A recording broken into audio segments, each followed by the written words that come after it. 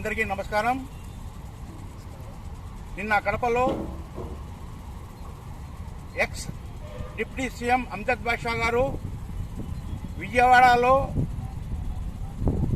Doctor Ambedkar విగ్రహాన్ని ధ్వంసం చేశారని ఒక పెద్ద ఎత్తున నిరసన కార్యక్రమం చేశారు. అంబేద్కర్ విగ్రహం కడపలో మీరు 5 సంవత్సరాలు డిప్యూటీ సీఎం అయి ఆంధ్రప్రదేశ్కి మీరు ఏం నేర్చుకున్నారు అనేది ప్రజలకి ఇప్పటి వరకు ఏం అర్థం కాలేదు. ఎందుకంటే మీరు దృష్టి ప్రచారం చేయడం, అంబేద్కర్ గారి విగ్రహం ధ్వంసం చేయడం అని చెప్పడం, ఆ నిరసన కార్యక్రమం చేయడం అనేది అది మీకు మంచిది కాదు. ఎందుకంటే ఆంధ్రప్రదేశ్ ప్రజలకైతే ఏమి, రాష్ట్ర ప్రజలైతే ఏమి, ఒక ఎక్స్ డిప్యూటీ సీఎం మాట్లాడతారు అంటే ఆయన మాటకు విలువ ఉంటుంది.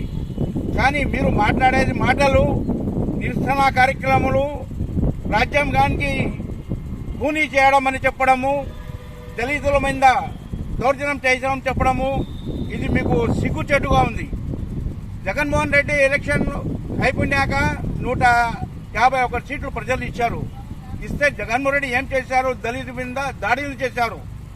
డాక్టర్ సుధాకర్ మీద ఏం చేశారు?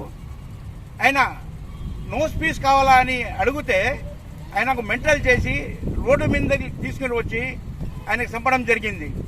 అదేవిధంగా దళితులకి డోర్ డెలివరీ ఇచ్చారు. ఎంత దారుణంగా అంటే అంత దారుణంగా ఆంధ్రప్రదేశ్కి జగన్మోహన్ రెడ్డి అయితే, మీరు అయితే ఏమి, మీ మినిస్టర్లు అయితే ఏమి చేసి ఈరోజు ఎటువంటి ఒక్క అక్షరం కూడా ఇలా దాదాసాహెబ్ అంబేద్కర్ గారికి ఒక అక్షరం కూడా పోలేదు. మీరు కడపలో వచ్చేసి ధ్వంసం చేశారు, చేయడం అనేది సిగ్గుచేటు. మీకు ఇట్లాంటి దుష్ప్రచారం చేస్తే బాగుండదని హెచ్చరిస్తున్నాను. కార్యకర్తలు కూడా మీకు నమ్మే పరిస్థితులు లేదు. వచ్చే కాలంలో ఇప్పుడు పైన ఆంధ్రప్రదేశ్ ప్రజలు మీకు 11 సీట్లు వచ్చాయి. మళ్ళా వచ్చే ఎలక్షన్లో 10 కాదు 0 అవుతాయి.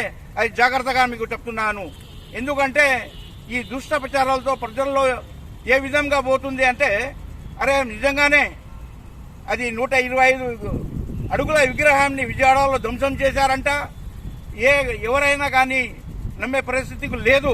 అయినా కానీ నేను ఈరోజు విజయవాడకి వచ్చి దాదాపు అంబేద్కర్ గారి విగ్రహానికి చూసి ఈ వాయిస్ ఇస్తున్నాను. మీరు జాగ్రత్తగా ఉండండి. ఇట్లాంటి దురప్రచారం చేస్తే రాబోయే రోజుల్లో బాగుండదు. మళ్ళీ చంద్రబాబు మీద మీరు చేయడం అనేది, పైన వేయడం కార్యకర్తలు చేశారనేది మీకు సిగ్గు లేదు. మీకు చంద్రబాబు అభివృద్ధి కార్యక్రమంలో పోతున్నారు, మీకు తెలుసు. ఆయన పైన మీరు ఇట్లాంటి దురప్రచారం చేసి ఆయన మచ్చలు తేవాలని అనుకుంటున్నారు అని కాని పరిస్థితి. ఎందుకంటే ప్రజలు మీకు తోసేసినారు, పక్కనే తోసేసినారు. 151 నుంచి 11 ఇచ్చారు, కానీ మధ్యలో 5 ఉండేది తీసి పారేశారు. మీరు ఏం చేయలేరు. ఇట్లాంటి ఏదైనా కానీ ఉంటే మీరు అభివృద్ధికి సహకరించండి. చంద్రబాబుకి ఇట కాదు అట్లా చేయాలని చెప్పండి.